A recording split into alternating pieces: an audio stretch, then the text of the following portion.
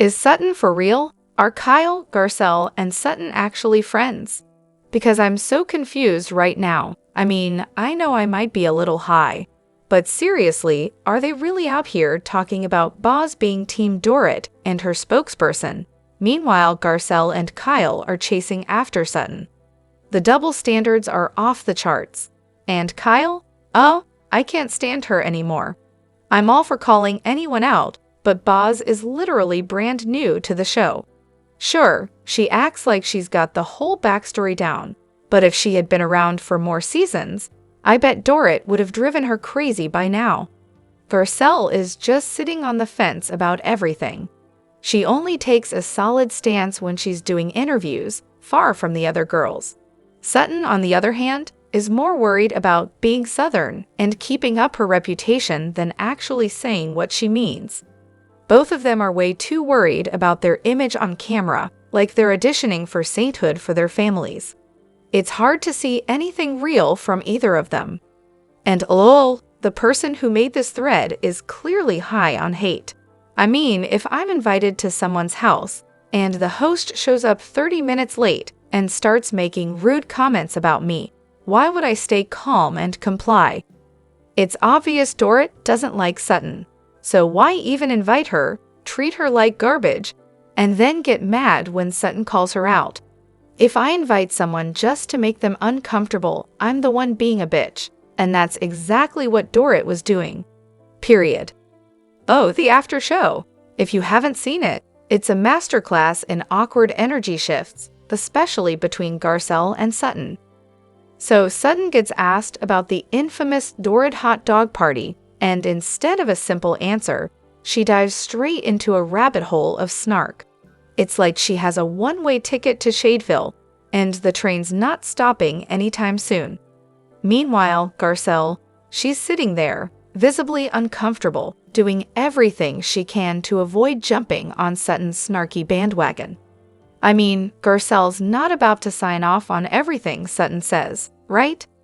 It's obvious that Sutton and Dorrit are never going to be besties, but Dorrit might want to swallow her pride and ask Sutton for the name of her divorce lawyer, unless, of course, PK's got nothing left to give. Oof.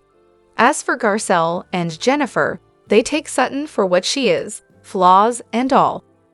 They don't need to be in each other's lives outside of the show, but clearly they're making it work. Being friends doesn't mean you have to agree on everything, but it does mean you can call each other out without turning it into a full-blown roast session. Respect over scorn, people. Garcelle, she's fair with Sutton. She sees when Sutton's spiraling, but she doesn't feed the fire or try to correct her. Sometimes she just lets her go. And then there's Boz, who's out here sticking up for Dorrit, despite clearly not knowing the whole history of their drama. But hey, at least she's trying to keep up, right? So I decided to start the whole series over, and I'm almost done with season 2.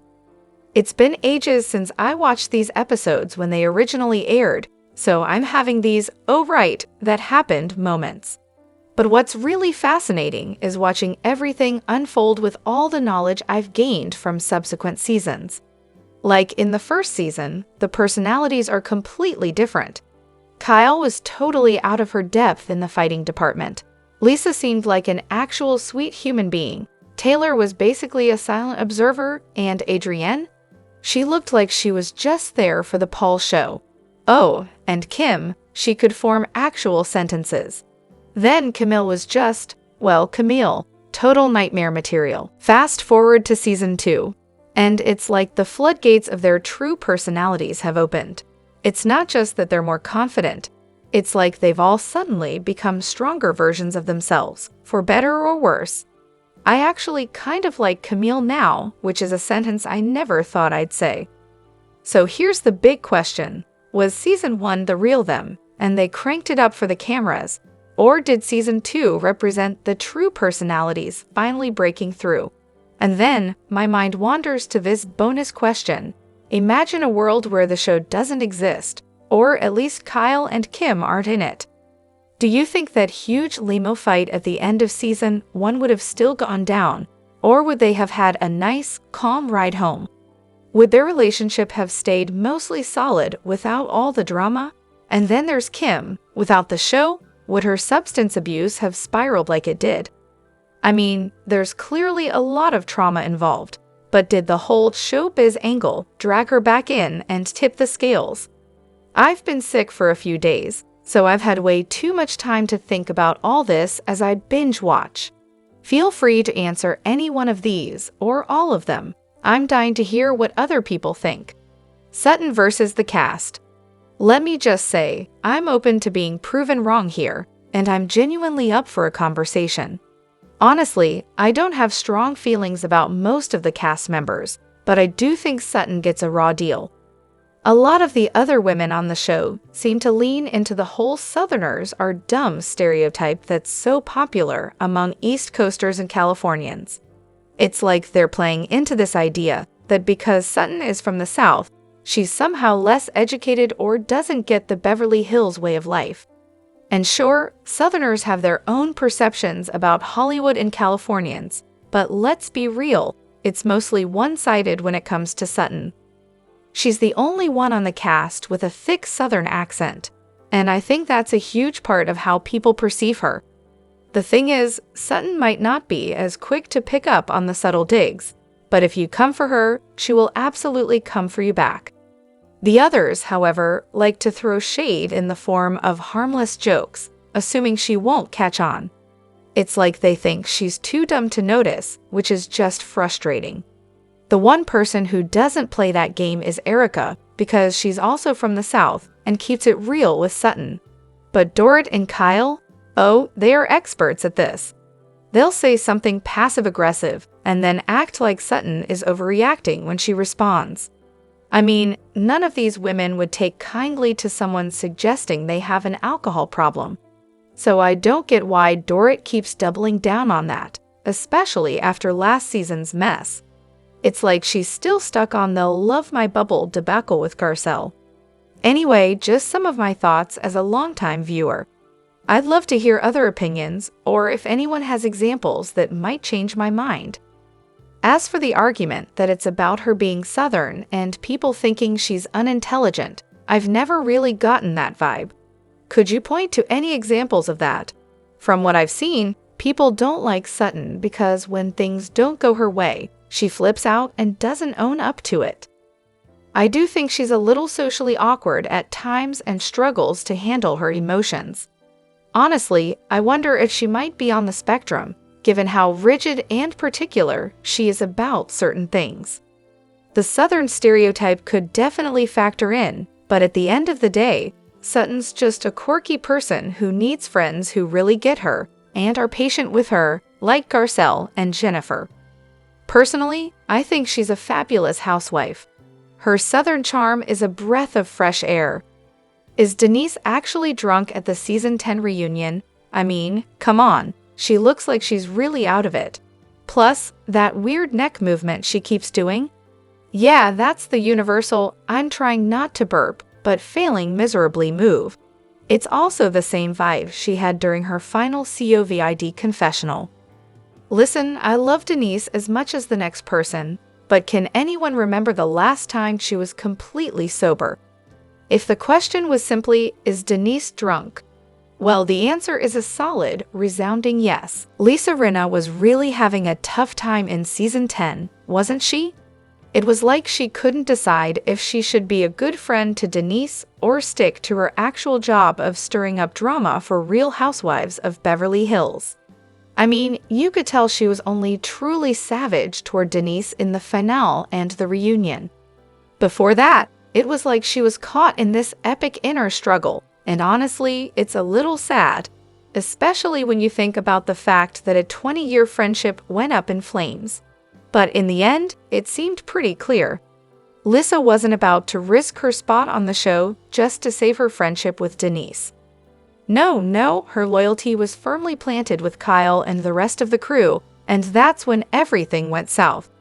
Sure, the season had drama before Rinna turned on Denise, mainly her constant battles with Kyle, which honestly was just chef's kiss perfection, especially when Rinna cried every 2 seconds. But at the end of the day, it all came down to loyalty. and Denise wasn't honest.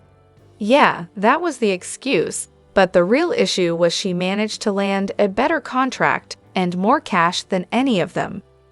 That'll make a real friend turn on you faster than you can say reality TV. Thoughts on Eden in Season 7, Episode 8? Well, buckle up, because just wait until you get to the part where she's talking to LVP. She drops this gem about her sister, who tragically died from a drug overdose, saying, "I just knew at some point she had to go. And here's a woman who was not strong enough to live this life." What? Like, is she actually saying this out loud, or am I dreaming? Wow, if that's not tone deaf and downright cold, I don't know what is. Is this the same empath who doesn't know how to read a room, or am I missing the nuance here? Because to me, it just sounds like a seriously insensitive thing to say. I mean, grief makes people say weird things, but this feels like next-level callousness. Now, sure, addiction is complicated, like, it's way more layered than anyone who's never been through it might understand. And yeah, Eden obviously knew her sister better than any of us ever will. But still, there's something about that comment that feels wrong. Grief messes with people's heads, sure, but empathy doesn't usually sound like that. And don't even get me started on her lack of boundaries. She's one of those "I'm an empath" types, but what she really means is I have zero idea how to respect other people's personal space and will insert myself into your life whether you want it or not. Classic Eden move, honestly. Also, we know Eden and Kim used to party together, so it's not a stretch to think that Kim's death hits a nerve for Eden. She's lost a lot, so maybe she doesn't know how to process it all. And let's not forget, Eden's brother passed away last year too. She never said why, so here's hoping it wasn't for the same reason. But man, 2 family members, one of which due to addiction? That's gotta be a brutal reminder of her sister every day. It's tragic either way, but it might explain some of the weirdness in her reaction. Drop your thoughts in the comment section below. Do you agree or disagree? Don't forget to like, subscribe, and hit the notification bell for more updates. Your opinions matter, and I will see you in the next video. Thank you.